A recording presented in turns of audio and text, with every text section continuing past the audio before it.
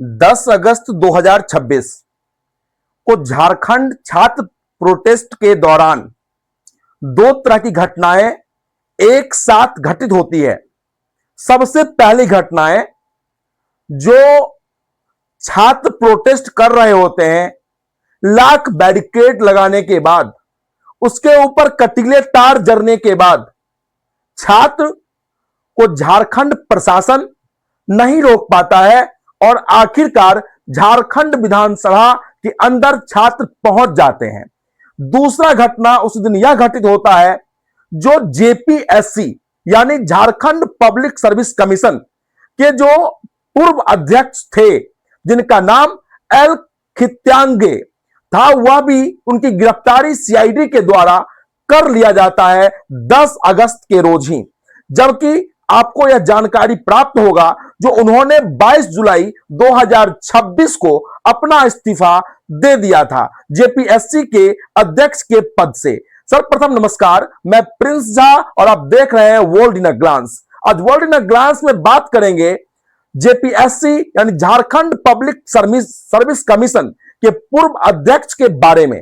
वो यह है जो सीआईडी के द्वारा उन्हें 10 अगस्त 2026 को गिरफ्तार कर लिया गया और गिरफ्तारी का मुख्य वजह 3-4 कारणों है। सबसे पहला कारण यह है जो झारखंड पब्लिक सर्विस कमीशन यानी पीटी के परीक्षा में उनके द्वारा परीक्षा में अनेकों अनियमितताएं की घटनाएं सामने आई और उसके बाद उनके द्वारा ओएमआर सीट जिसमें बच्चे ने कम मार्क्स स्कोर कर रखा था, उस बच्चे को भी पास करवाया गया। और इतना ही नहीं, TSR data processing limited company जो पूरे भारत में बैन है, उनको इन्होंने 2 करोड़ रिश्वत लेकर के वह कंपनी को परीक्षा संचालित करने के लिए जवाबदेही दिया और उसके बाद 20% कमीशन देने का बात और दर तय किया गया था उस पूर्व अध्यक्ष के द्वारा।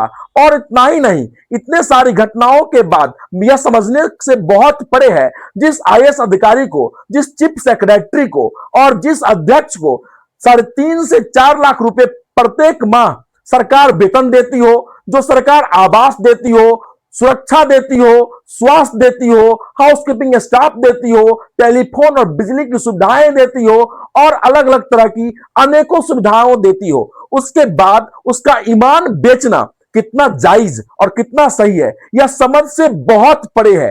क्योंकि जब आप किसी नौकरी के अंदर जाते हैं, आप आईएएस अधिकारी बनकर के जाते हैं, तो आपका सोच उस समाज, उस जिला के कल्याण के लिए लाया जाता है और आपको उस पोस्ट पर में कार्यरत कराया जाता है और उसके बदले में ही आपका ईमान ना बिके, उससे सरकार आपके सारी बंदोबस्त उठाती है और सारी बंदोबस्त करती है। उसके बाद इस तरह की घटनाओं का सामना आना और इस तरह के बच्चों के जिंदगी के साथ, जीवन के साथ खिलवाड़ होना कितना ये सही है? ये तो पूरी तरह से अनियमितताओं से भरा हुआ है।